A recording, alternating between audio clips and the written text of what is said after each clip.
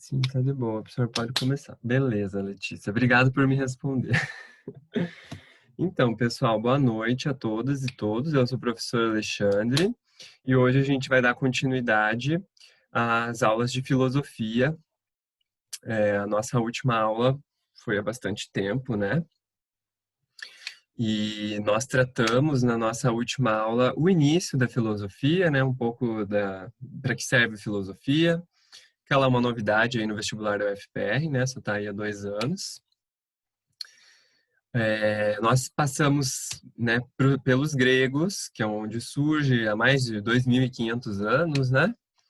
Aí nós fomos lá para os pré-socráticos, daí Sócrates, Platão, Aristóteles.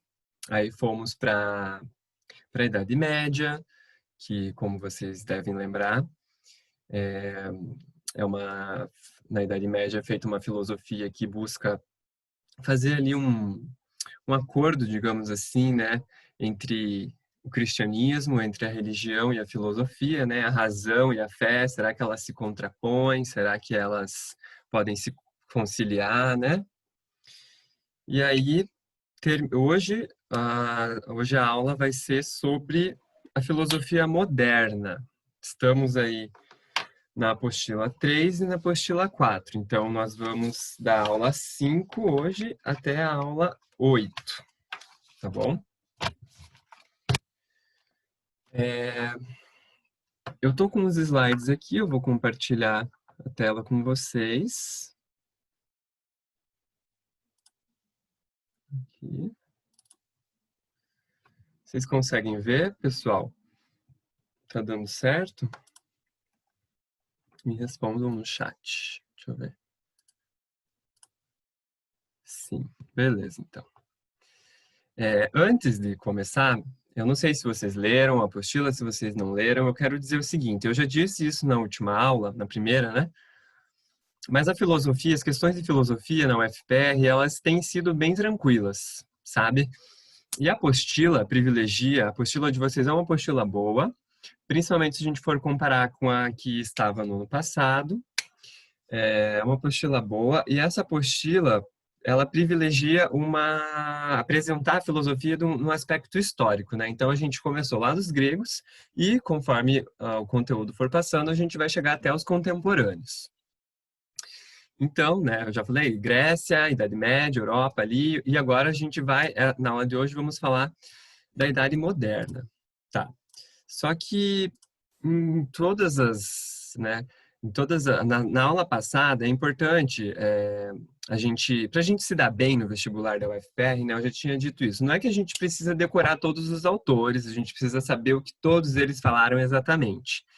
Na verdade, uma dica que eu dou para vocês é a gente contextualizar o autor dentro dessa linha histórica, sabe? Essa contextualização vai fazer com que a gente consiga estabelecer diferenças entre um autor e outro, entre uma escola de pensamento e outra, né? Até porque os autores, conforme o tempo vai passando, a filosofia vai sendo construída a partir daquilo que já foi dito, daquilo que já foi refletido, né? E, além disso, as reflexões dos autores, né, à sua época, elas estão muito marcadas por eventos políticos, culturais, transformações, né, sociais ali. Então, a gente tem que estar sempre buscando relacionar o autor e a sua obra com o contexto em que ele escreve, sabe? Essa é uma dica que eu dou para vocês. Na aula de hoje, vamos falar dos modernos, vai ser tranquilo. E aí, no final, eu vou trazer duas questões que caíram no vestibular da UFPR, no vestibular do ano passado, da filosofia, para vocês verem que não é uma coisa difícil, tá? Então, assim, o que eu quero dizer com isso? Não é que vocês vão ficar de boa, assim, eu vou estudar menos. Não, na verdade, justamente por não ser difícil, é que vocês têm que acertar as questões na prova. Vejam assim, são 5 questões de filosofia, então são 5 questões, às vezes vai ser 5 pontos a mais para você. Entendeu? Porque às vezes você pode acabar errando numa bobagem, simplesmente porque você às vezes não pegou a apostila ou porque você pensou que fosse fácil demais, e aí vai ser uma questão a menos para a tua somatória, né? Então, assim, não são questões difíceis, mas nem por isso vocês não têm que estudar. a gente tem que ficar atento porque é 40 minutos de gravação, né? Faz tanto tempo que eu não entro, mas acho que é 40 minutos. Antes estava liberando mais tempo, né? Mas 40 minutos. Se a gente não conseguir concluir em 40 minutos a aula, a gente sai da sala e abre um novo vídeo. Mas eu não acredito. Mas, né? Vamos ver. Bom, vamos lá então, né? Apostila 3 e 4 hoje. Então, vamos falar desse período moderno, né, que compreende aí do século XV ao século XVIII. Então, assim, em relação ao contexto histórico desse período, é importante a gente saber, vamos olhar para a história, né? A história é uma disciplina muito importante para a gente conseguir entender a filosofia.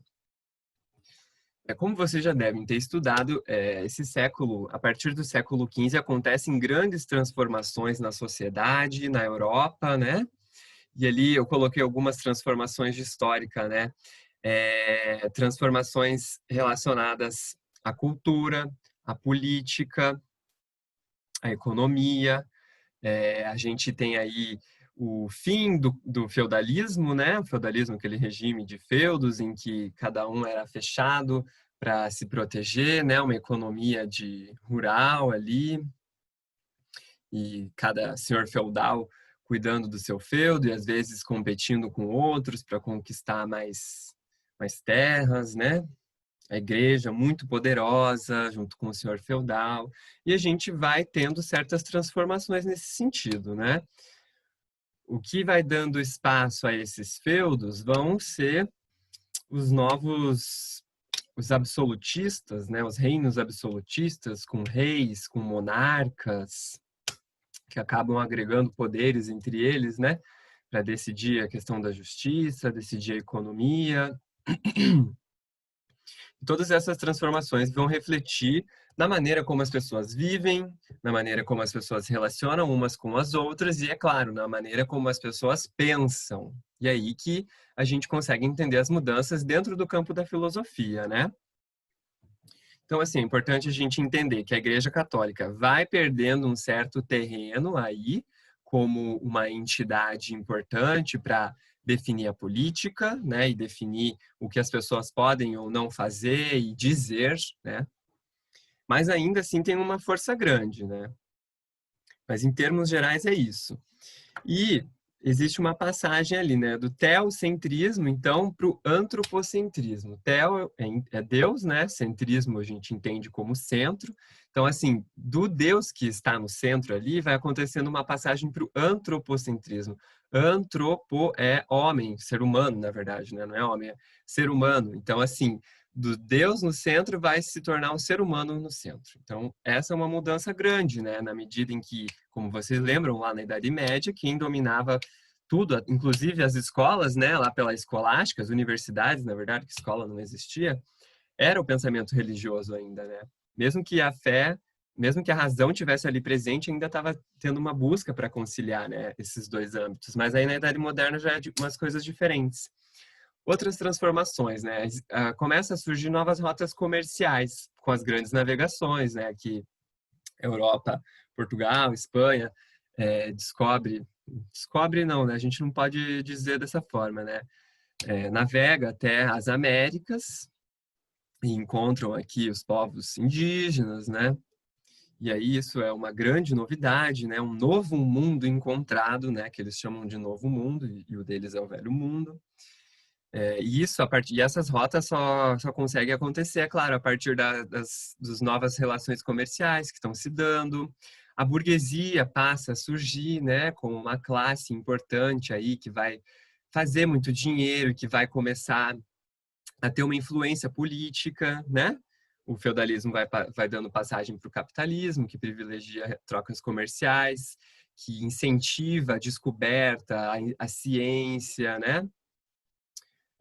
E vão acontecendo a formação dos primeiros estados modernos, né? Os estados nacionais modernos. Porque antes, veja bem, ao invés de pequenos reinados que existiam ali, ou de pequenos feudos, vai se construindo ali um estado, um país, na verdade, né? Uma nação, para falar num termo mais correto, assim. E aí, os primeiros estados nacionais modernos é Portugal, depois a Espanha, depois a Inglaterra, depois a França. Enfim, isso daí é algo importante que a gente estuda até na própria história do Brasil aí, né? Com a chegada dos portugueses aqui na América e tal, e todas aquelas transformações que estavam acontecendo em Portugal, né? Enfim. E a reforma protestante. Então, assim, o cristianismo vai perdendo espaço, né? A Igreja Católica vai perdendo espaço e o protestantismo vai ganhando mais espaço. E aí existe uma noção diferente até da própria relação dos seres humanos com Deus, porque o Deus do catolicismo, ele é um Deus que, assim, tá mais transcendente, né? É um Deus que a gente ele não está tão presente, digamos assim, na nossa prática cotidiana, porque a reforma protestante vai dizer que o Deus pode ser revelado, né? Um homem pode mostrar que ele está sendo salvo, que ele é um dos predestinados a serem salvos a partir do seu próprio trabalho, né?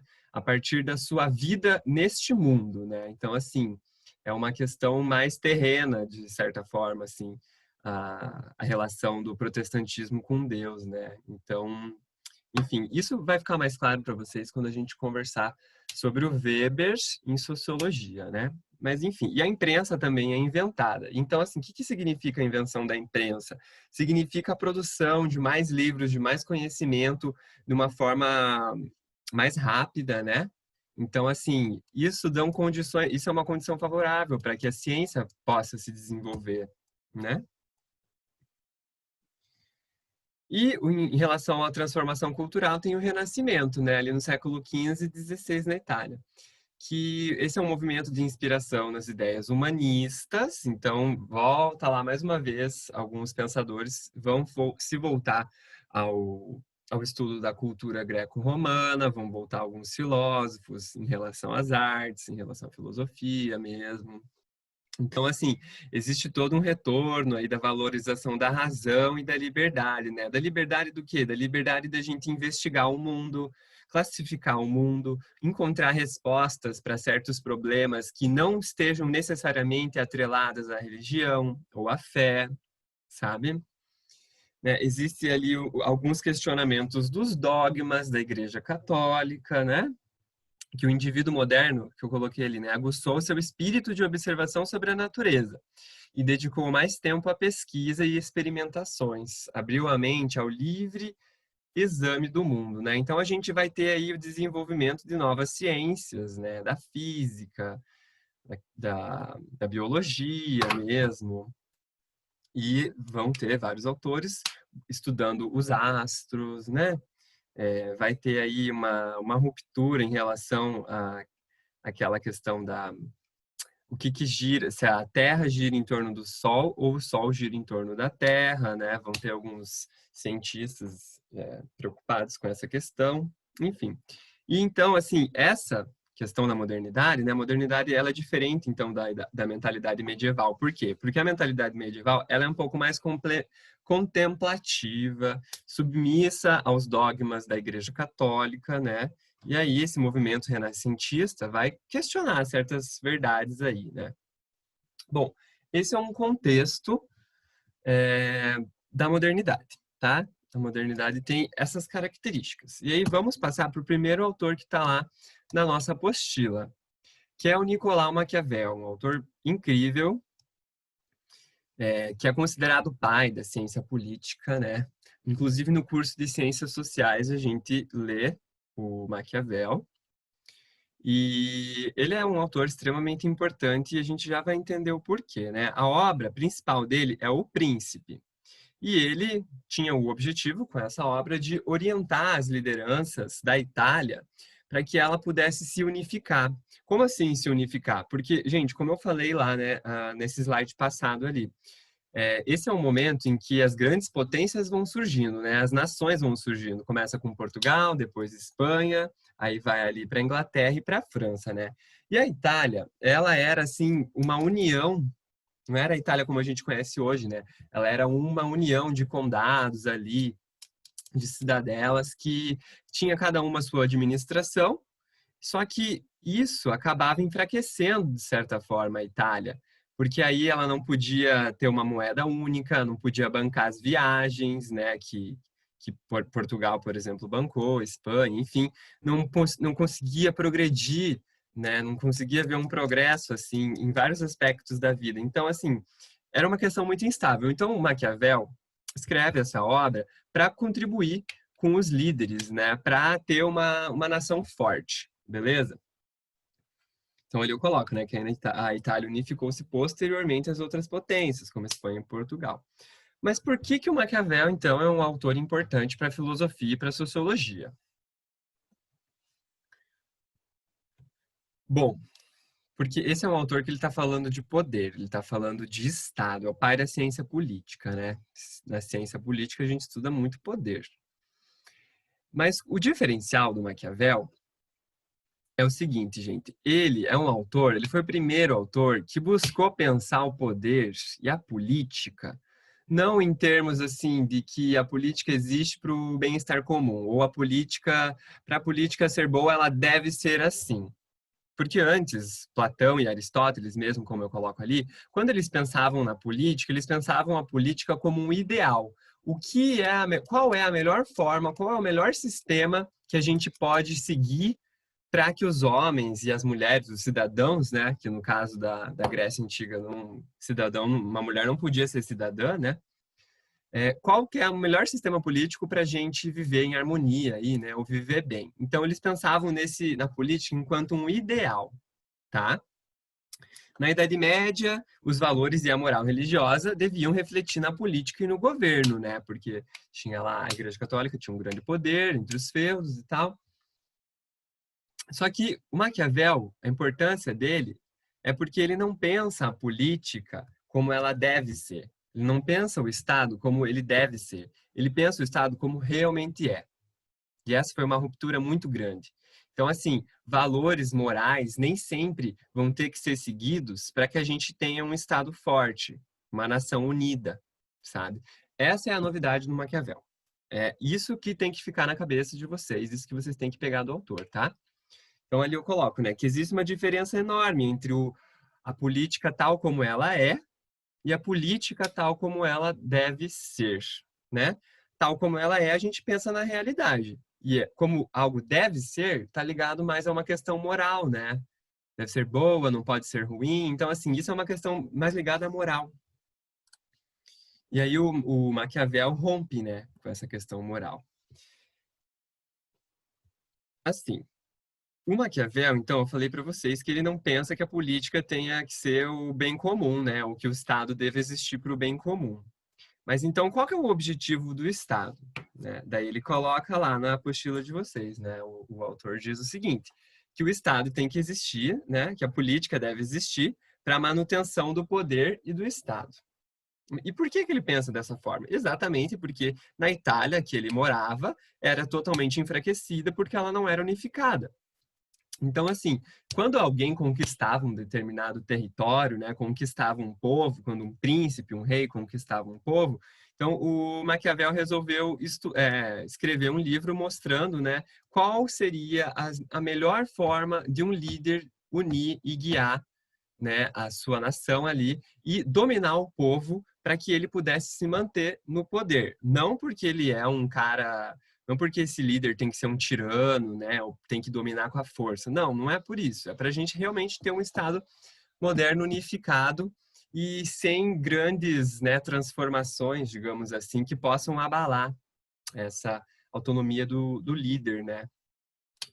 Enfim, daí ele diz assim, né, que as lutas entre os poderosos e o povo jamais cessam, né? Oprimidos e opressores, né? De modo que o melhor líder, no caso o príncipe ou governante, né, a gente tem que entender dessa forma, essa questão do príncipe, né? Nem sempre é um príncipe ou nem sempre é um rei, às vezes pode ser uma aristocracia, uma assembleia, né? Enfim, mas o melhor líder seria aquele capaz de usar de todos os artifícios disponíveis para se manter no poder, tá? Mas não é um poder pelo poder. É um poder que tem vista, sim, até uma nação boa, uma nação forte, mas para que ela se torne, assim, autônoma, digamos assim. Tá? E aí ele fala da virtude e da fortuna, que são dois aspectos ali que um príncipe, né, tem que ter para governar para ser um bom líder ali, né?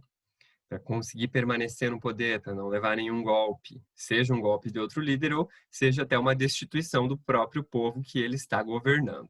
Tá, mas o que é essa virtude? Essa palavra lembra virtude, né? E ali, a virtude é a capacidade pessoal de alcançar um fim que se objetivou a qualquer preço. Então, assim, é a capacidade que o indivíduo tem de seguir um determinado objetivo, né? São as artimanhas que ele usa para isso. Seja a inteligência, seja o uso da força, enfim. E a fortuna a gente tem que ler como a sorte, mas a sorte a gente tem que entender como a circunstância, né? Um acaso, assim, porque um bom líder, ele não, se ele tiver só a virtude, né? Se ele tiver só a capacidade ali de alcançar um fim que se objetivou, beleza, ele pode se dar bem, mas só que a gente tem que se contar, a gente tem que às vezes contar com o contexto às vezes que acaba se transformando, né? Então assim, a fortuna é aquilo que nos escapa do controle. É um acaso, é algo imprescindível. Então, se o bom líder, ele domina esses dois âmbitos aí para conseguir se manter no poder. Então, coloco ali, né? Ação versus circunstância. A vontade e a capacidade versus a sorte, né? Esse é o significado de virtude e fortuna.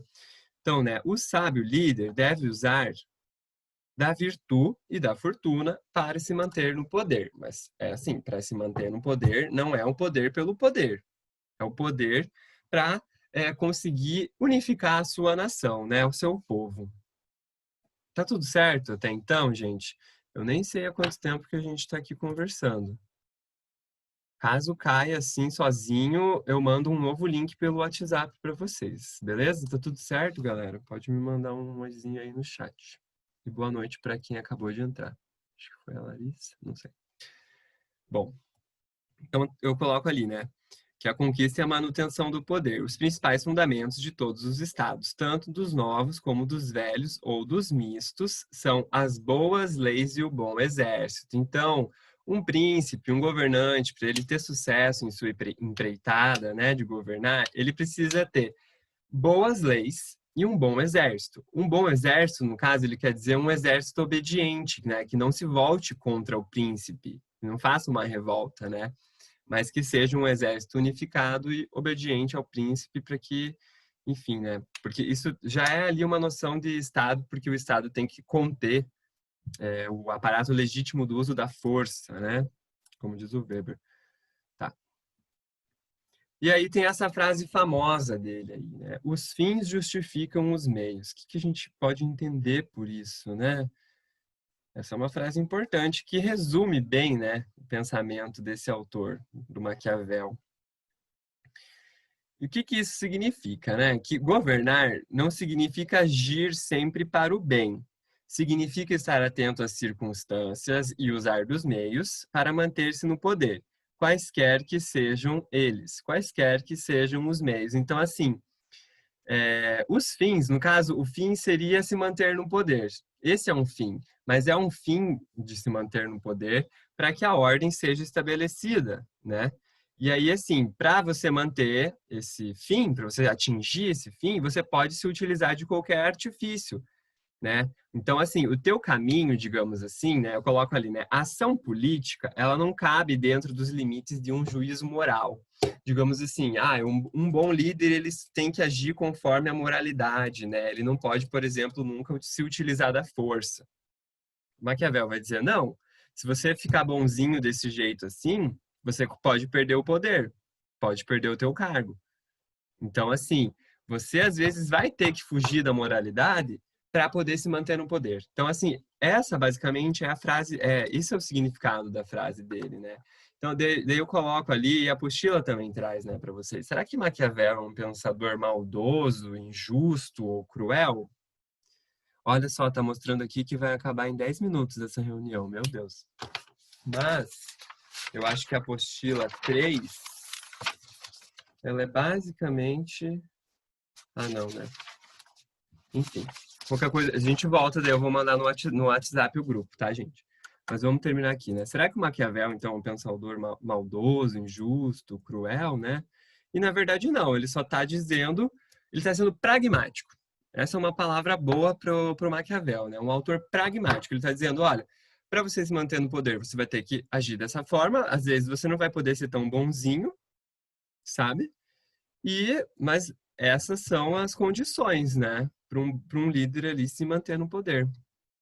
Eu coloco aqui alguns exercícios que eu marco que são interessantes. Vocês devem fazer todos os exercícios da apostila, só que esses que eu estou trazendo aqui são os que eu considero mais interessantes e mais importantes aí para a gente fazer, tá?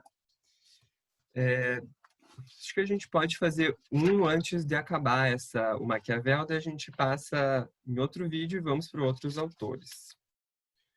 Pode ser, gente? Me respondam aí. Tá, 8h40. Deixa eu ver. Tem um cronômetro aqui mostrando quanto tempo falta para acabar, né? Nós temos 8 minutos. Podemos fazer um exercício, gente? Daí a gente passa pro próximo autor, que é o Descartes. Me respondam no chat, que eu não estou nem conseguindo ver aqui. Pode ser. Tá bom, Rodrigo. Obrigado. Vamos fazer, então, esse exercício... Qual que eu botei aqui? O 10 e o 15. Deixa eu ver. Aqui, vamos fazer o exercício 10, pessoal, na página 8, tá? Exercício 5.10, página 8. Eu vou ler aqui. Leia com atenção o texto a seguir. É uma passagem do Maquiavel, né?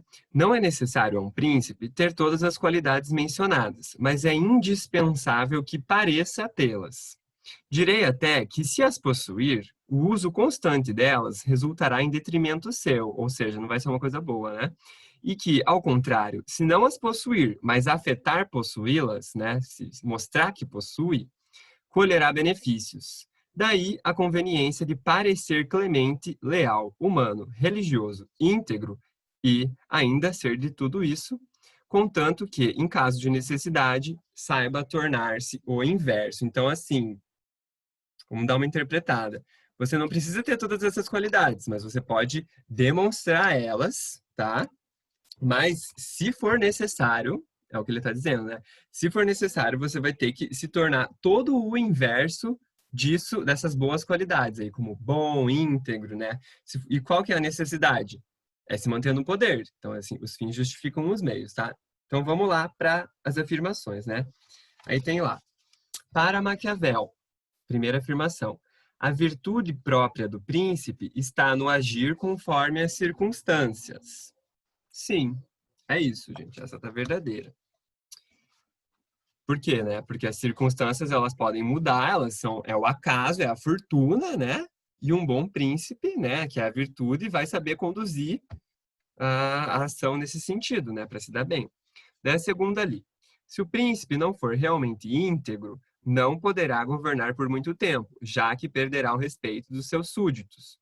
Bom, essa aqui é uma interpretação de texto, né? Essa afirmação é falsa porque diz o contrário do que o Maquiavel afirmou ali no próprio enunciado, né?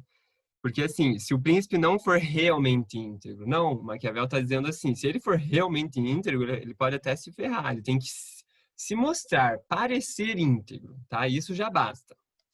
Então, essa é falsa. Daí a terceira afirmação. O comprometimento com as virtudes tipicamente cristãs é muitas vezes prejudicial à governabilidade. Tá certo, porque é isso. Se a gente for, somos os bonzinhos, somos os morais, somos os justos, né? Se a gente se comprometer toda hora com esses valores, pode ser que a gente se ferre. É isso que o Maquiavel diz, tá? Então essa é verdadeira, né? O comprometimento com as virtudes tipicamente cristãs é muitas vezes prejudicial à governabilidade. Correto. Quarta, o que tradicionalmente é visto como vício pode ser uma virtude no governo de um Estado. Sim, porque os fins justificam os meios, né? Então, assim, se ele tiver que fazer algo ruim, mas a finalidade é se manter no poder, então isso foi útil, né? Então, tá certa essa. E 5, a aparência sempre se fundamenta na essência. Não, não é verdadeira essa. Então, assim, letra correta é a B. Está correto apenas a 1, a 3 e a 4. É fácil, né, gente? O que vocês acham? Foi difícil essa? Vocês consideram difícil? Tranquilo? Me respondam aí no chat. E a outra questão ali foi tranquilo, era mais a interpretação. É, exatamente, é mais a interpretação. Mas vamos pensar nesses conceitos chaves aí, né? Do autor, virtude, a fortuna, o contexto. Sim, não quer dizer que ele era um imoral, né? Uma pessoa ruim porque ele não era cristão. Não, ele está sendo pragmático. O que é necessário para a gente se manter no poder? Beleza, gente? E a outra questão que é muito interessante da gente fazer, que vocês façam, é a questão número 15, tá? Por que eu não vamos fazer agora porque não dá tempo, mas por que ela é importante? Porque ela vai mostrar pra gente a forma como Maquiavel pensa o poder, que não é um poder o poder e a política, que não é um poder, a política, um Estado que devam ser bons, né? Ou que a gente tenha que pensar eles da melhor forma possível. Não, a gente tem que pensar o poder e a política tal como ele acontece, tal como ele é. Então, assim, pensem nisso e façam a questão número 15, porque vai ser bem útil para vocês. Eu vou acabar com esse vídeo agora, então, e aí eu vou mandar um novo convite para vocês e daí a gente já se vê de novo, tá, pessoal? Pode ser? Pode ser? Vou esperar vocês me responderem. E aí a gente vai para aula. Pode sim, tá bom. A gente vai para aula 6 para falar do Descartes. Beleza? Então vou mandar o convite no link do WhatsApp, tá bom? Até daqui a pouquinho, gente.